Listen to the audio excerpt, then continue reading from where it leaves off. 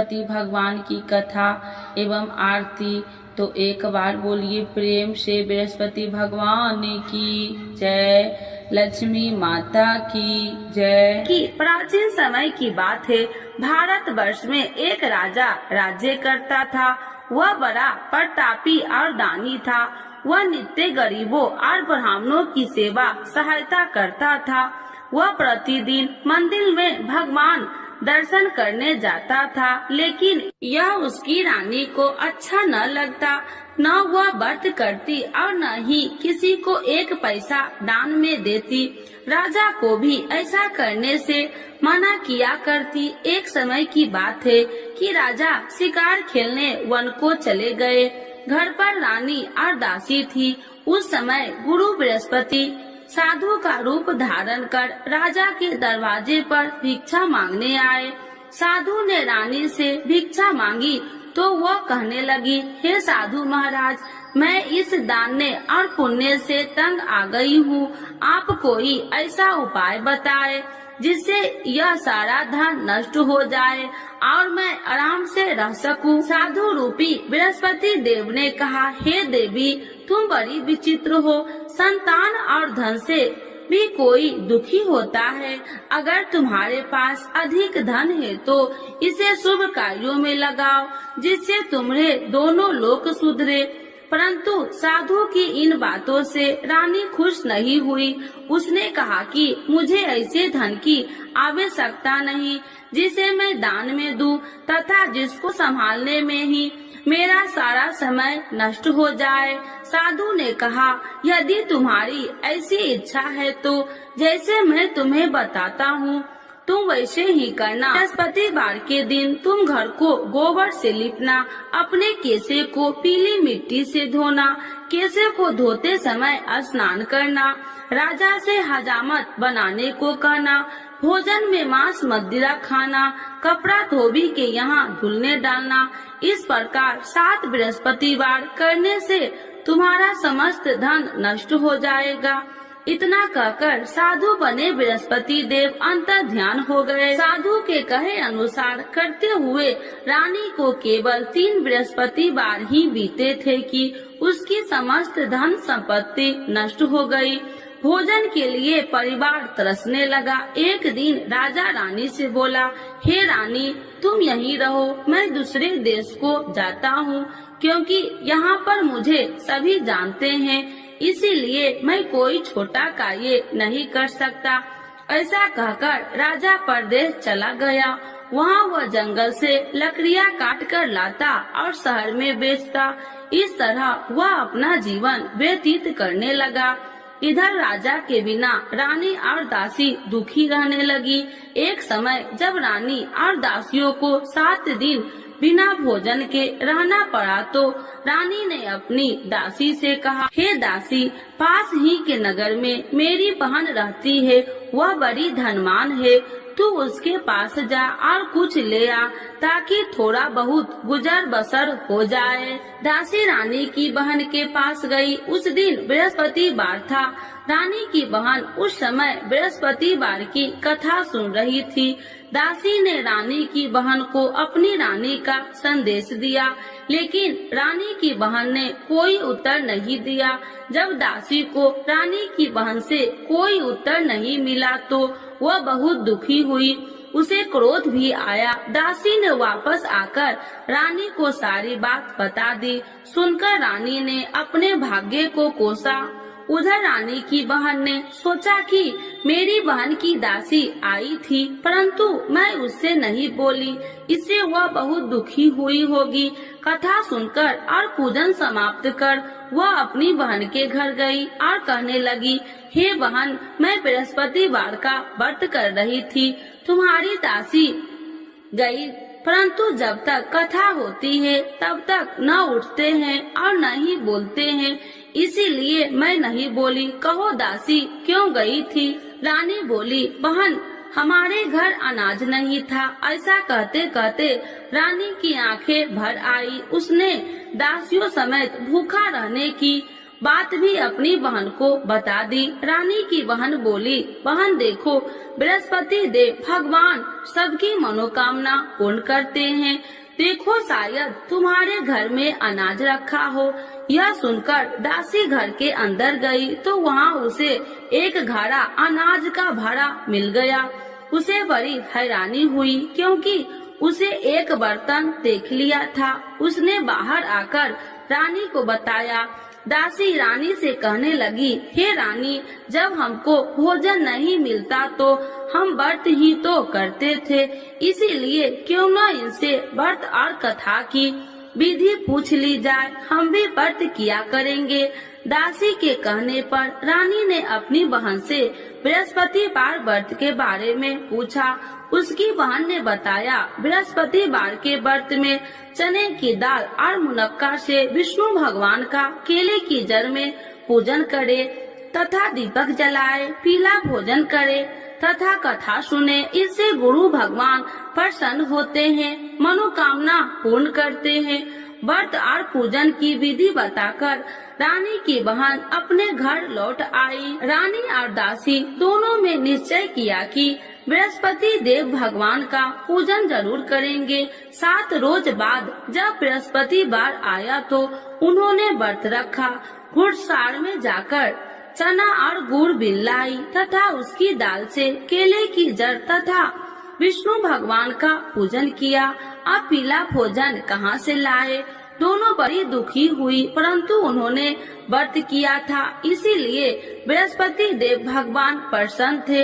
एक साधारण व्यक्ति के रूप में वे दोनों थालों में सुंदर पीला भोजन लेकर आए और दासी को देकर बोली, हे दासी, यह भोजन तुम्हारे लिए और तुम्हारी रानी के लिए है, इसे तुम दोनों ग्रहण करना।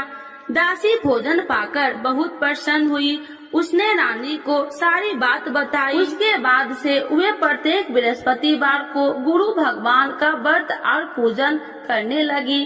बृहस्पति भगवान की कृपा से उनके पास धन हो गया, परंतु रानी फिर पहले की तरह आलस करने लगी।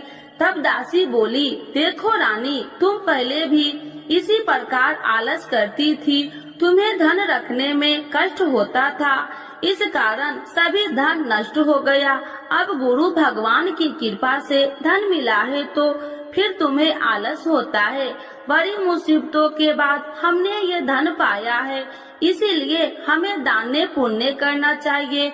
अब तुम भूखे मनुष्य को भोजन कराओ, प्याव लगवाओ, ब्राह्मणों को दान दो, कुआं, तालाब, बावड़ी आदि का निर्माण कराओ, मंदिर, पाठशाला बनाकर ज्ञान दो, कुमारी कन्याओं का विवाह करवाओ, अर्थात धन को शुभ कार्यों में खर्च करो, जिससे तुम्हारे कुल का यश बढ़ेगा तथा स्वर्ग की प्राप्ति हो और पितृ प्रसन्न हो।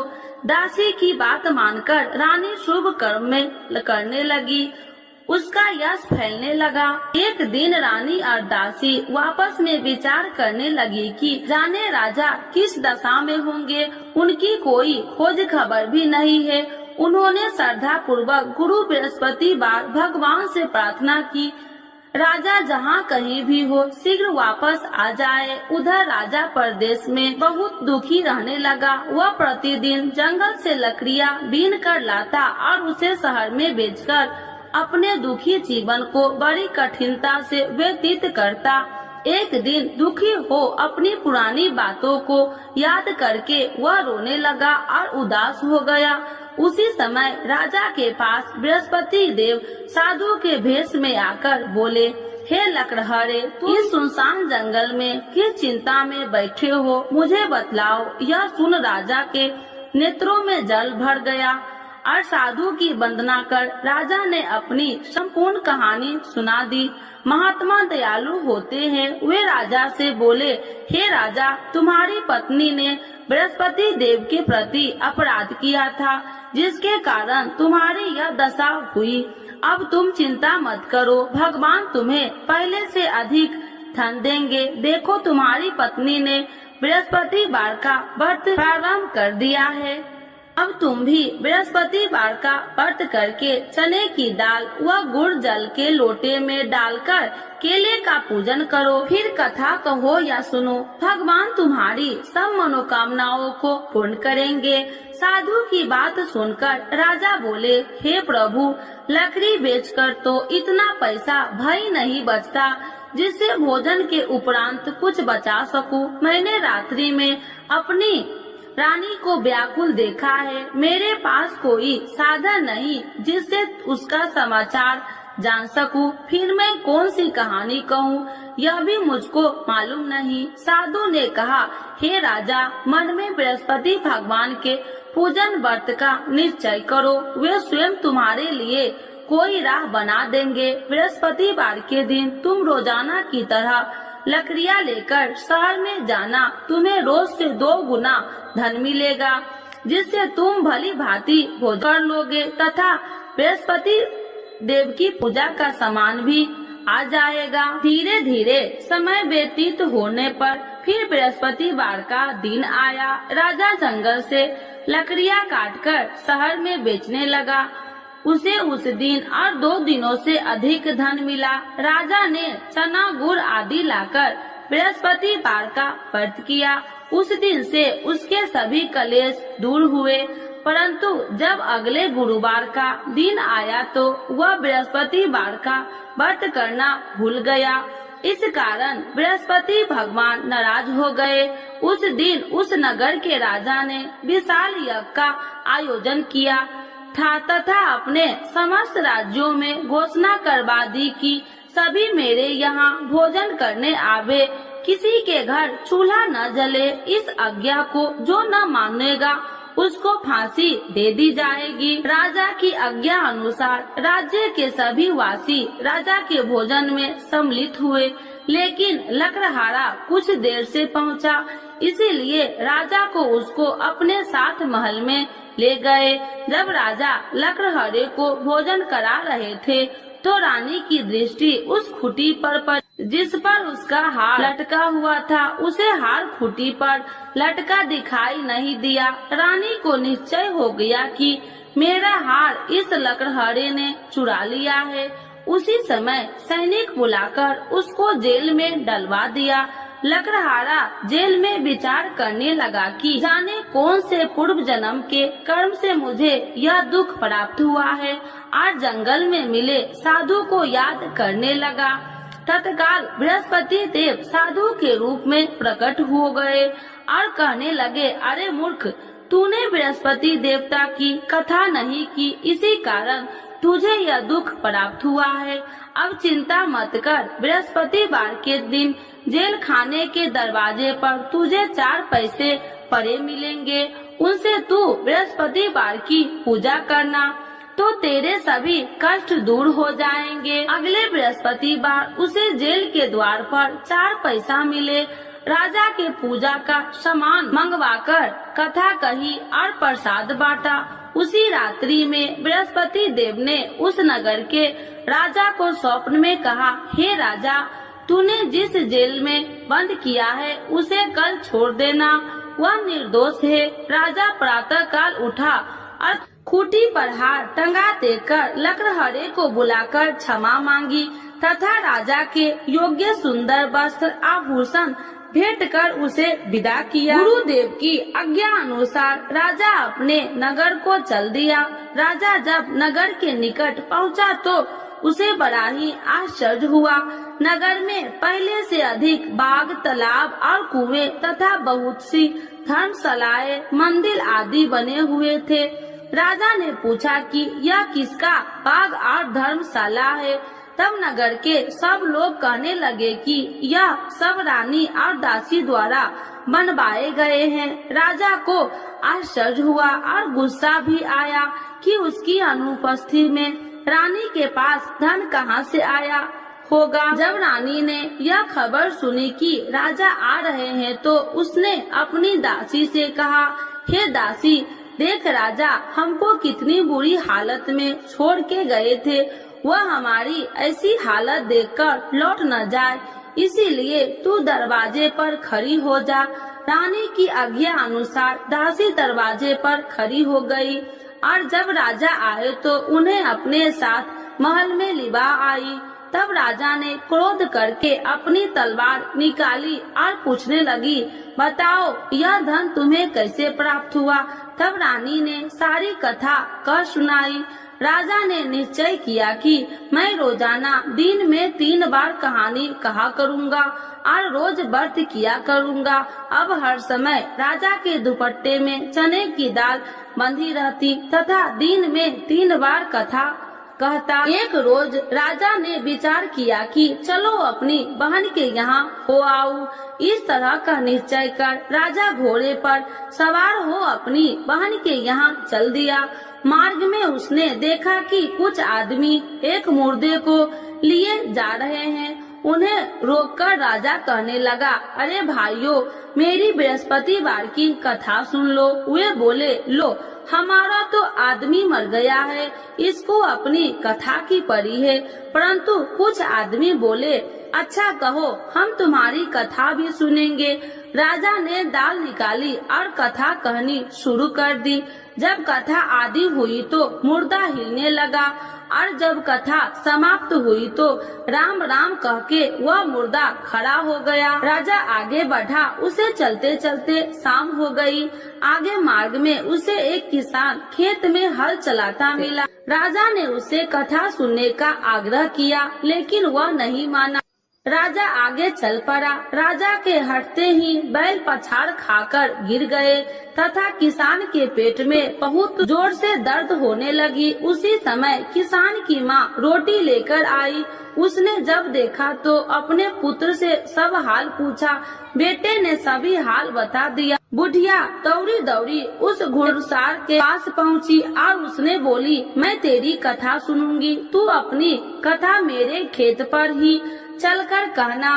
राजा ने लौटकर बुढ़िया के खेत पर जाकर कथा कही, जिसके सुनते ही बैल खड़े हो गए तथा किसान के पेट का दर्द भी बंद हो गया। राजा अपनी बहन के घर पहुंच गया। बहन ने भाई को खूब मेहमानबाजी की। दूसरे रोज प्रातः काल राजा जागा तो वह देखने लगा कि सब लोग भोजन कर रहे हैं। राजा ने अपनी बहन से जब पूछा, ऐसा कोई मनुष्य नहीं है जिसने भोजन नहीं किया हो, जो मेरी बृहस्पतिवार की कथा सुन ले। बहन बोली, हे भैया, यह देश ऐसा ही है। यहाँ लोग पहले भोजन करते हैं, बाद में कोई अन्य काम करते हैं। फिर वह एक कुम्हार के घर गई, जिसका लड़का बीमार था। उसे मालूम हुआ कि उसके यहाँ 3 दिन से किसी ने भोजन नहीं किया है। रानी ने अपने भाई की कथा सुनने के लिए कुम्हार से कहा। वह तैयार हो गया। राजा ने जाकर बृहस्पतिवार की कथा कही, जिसको सुनकर उसका लड़का ठीक हो गया। अब तो राजा को प्रशंसा होने लगी। एक दिन राजा ने अपनी बहन से कहा, हे बहन, अब मैं अपने घर जाऊंगा, तुम भी तैयार हो जाओ। राजा की बहन ने अपनी सास से अपने भाई के साथ जाने की आज्ञा मांगी। सास बोली, हाँ चली जा, मगर अपने लड़कों को मत ले जाना, क्योंकि तेरे भाई के कोई संतान नहीं है। बहन ने अपने भाई से कहा, हे भैया, मैं तो चलूंगी, मगर कोई बालक नहीं चलेगा। अपनी बहन को भी छोड़कर दुखी मन से राजा अपने नगर को लौट आया। राजा ने अपनी रानी से सारी कथा बताई और बिना भोजन किए वह सैया पर लेट गया। रानी बोली, हे प्रभु, बृहस्पति देव ने हमें सब कुछ दिए हैं, वे हमें संतान और व्यस देंगे। उसी रात बृहस्पति देव ने राजा को स्वप्न में कहा, हे राजा, उठ, सभी सोच त्याग दे, तेरी रानी गर्भवती है। राजा को यह जानकर बड़ी खुशी हुई। 9वें महीने में रानी के गर्भ से एक सुंदर पुत्र पैदा हुआ। तब राजा बोला, हे रानी, स्त्री बिना भोजन के रह सकती है, परंतु बिना कहे नहीं रह सकती। जब मेरी बहन आए तो तुम मुझसे कुछ मत कहना। रानी ने हाँ कर दी। जब राजा की बहन ने यह शुभ समाचार सुना तो वह बहुत खुशी हुई तथा बधाई लेकर अपने भाई के यहाँ आई। रानी ने तब उसे आने का उलाहना दिया। जब भाई अपने साथ ला रहे थे तो तब टाल गई, उनके साथ न आई और आज अपने आप भागी भागी बिना बुलाए आ गई। तो राजा की बहन बोली, भाई मैं इस प्रकार न कहती तो तुम्हारे घर औलाद कैसे होती। बृहस्पति देव सभी मनोकामनाएं पूर्ण करते हैं। जो श्रद्धा भाव पूर्वक बृहस्पतिवार का व्रत करता है एवं कथा पढ़ता है अथवा सुनता है और दूसरों को सुनाता है, बृहस्पति देव उसकी सभी मनोकामनाएं पूर्ण करते हैं, उनकी सदैव रक्षा करते हैं। जो संसार में सद्भावना से गुरुदेव का पूजन एवं व्रत सच्चे हृदय से करते हैं, उनकी सभी मनोकामनाएं वैसे ही पूर्ण होती है जैसे सच्ची भावना से रानी और राजा ने बृहस्पति देव की कथा का गुणगान किया तो उनकी सभी इच्छाएं बृहस्पति देव जी ने पूर्ण की। अनजाने में भी बृहस्पति देव की उपेक्षा न करे, ऐसा करने से सुख शांति नष्ट हो जाती है। इसीलिए सबको कथा सुनने के बाद प्रसाद लेकर जाना चाहिए। हृदय से उनका नमन करते हुए जयकारा बोलना चाहिए। तो एक बार बोलिए प्रेम से बृहस्पति भगवान की जय, विष्णु भगवान की जय, लक्ष्मी माता की जय। आरती श्री बृहस्पति देव की। ओम जय बृहस्पति देवा, स्वामी जय बृहस्पति देवा। छीने छीने भोग लगाऊं, छीने छीने भोग लगाऊं, कदली फल में बा। ओम जय बृहस्पति देवा, तुम्हें पूरन परमात्मा, तुम्हें अंतर्यामी, स्वामी तुम्हें अंतर्यामी। जगत पिता जगदीश्वर, जगत पिता जगदीश्वर, तुम सबके स्वामी। ओम जय बृहस्पति देवा, चरणामृत निज निर्मल, सब पातक हरिता, स्वामी सब पातक हरिता। सकल मनोरथ दायकी, सकल मनोरथ दायकी, कृपा करो भरता। ओम जय बृहस्पति देवा, तन मन धन अर्पण कर, जो जन शरण पड़े, स्वामी जो जन शरण पड़े। प्रभु प्रकट तब हो करे, प्रभु प्रकट तब हो कर, आकर द्वार खड़े। ओम जय बृहस्पति देवा, दीन दयाल दयानिधि, भक्तन हितकारी, स्वामी भक्तन हितकारी। पाप दोष सब हरिता, पाप दोष सब हरिता, भव बंधन हारी। ओम जय बृहस्पति देवा, सकल मनोरथ दायकी, सब संशय तारो, स्वामी सब संशय तारो। विषय विकार मिटाओ, विषय विकार मिटाओ, संतन सुखकारी। ओम जय बृहस्पति देवा, जो कोई आरती तेरी प्रेम सहित गावे, स्वामी प्रेम सहित गावे। ज्येष्ठानंद बंद सो, ज्येष्ठानंद बंद सो, सो निश्चय पावे। ओम जय बृहस्पति देवा, स्वामी जय बृहस्पति देवा। बृहस्पति भगवान की जय, विष्णु भगवान की जय, लक्ष्मी माता की जय।